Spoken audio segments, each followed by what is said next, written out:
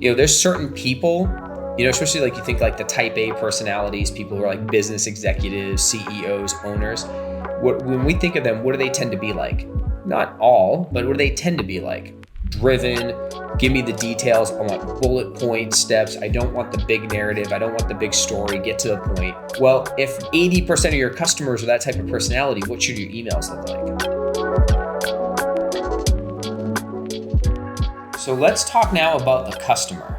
Most of the time when we think about building customer avatars, the traditional go-to is what is the age, what's the gender, what urbanicity, family, not family, college degree, not college degree. And I would say that information is of some importance, right? Especially too, like when you're building ads, maybe in Facebook, things like that, like you can use some of those details and, it's kind of helpful. But I would say way more important than demographics is psychographics.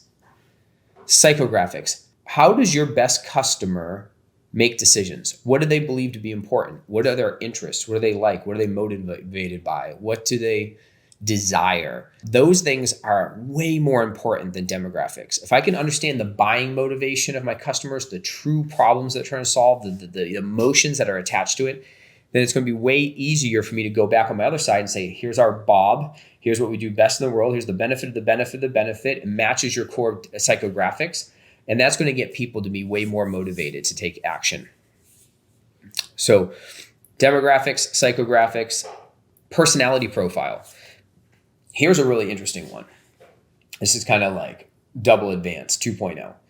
So one thing we've done, for some of our bigger customers that are really on board with understanding this type of detail, is we'll get like a pool of maybe their best customers, and we'll ask them to take like a personality profile, maybe like a 16 personalities, a Myers-Briggs type thing.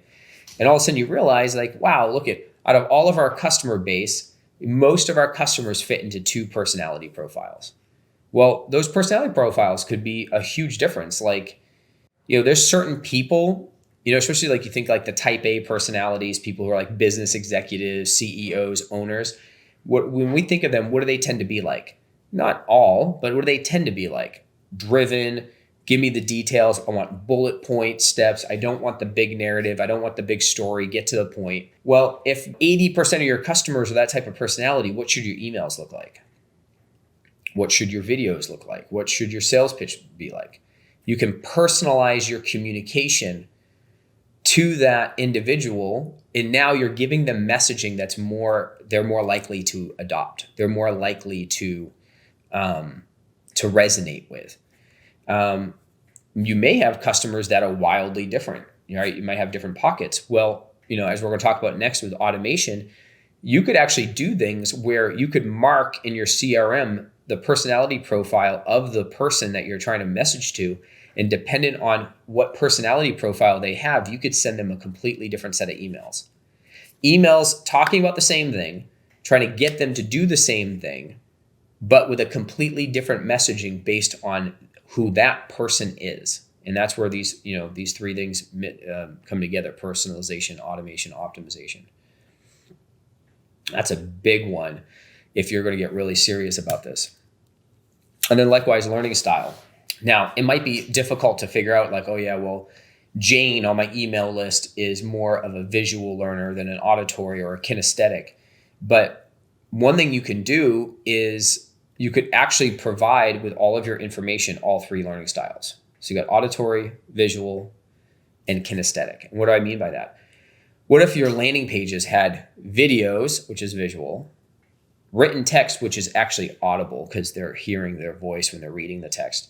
And then what if you gave them a workshop or like little actions to do? They had to maybe move things around, or they had to fill out like a calculator or do something, fill out a worksheet. Now you're hitting all 3 of those. And then you could actually even test that data to say, wow, every time I send Jane an email, she always watches the video. Or Steve never watches the video, but he always scrolls all the way down. So that gives me the insight that he's actually reading everything. So he's more auditory. So now when I have that information, I could then send information that's more applicable to the individual.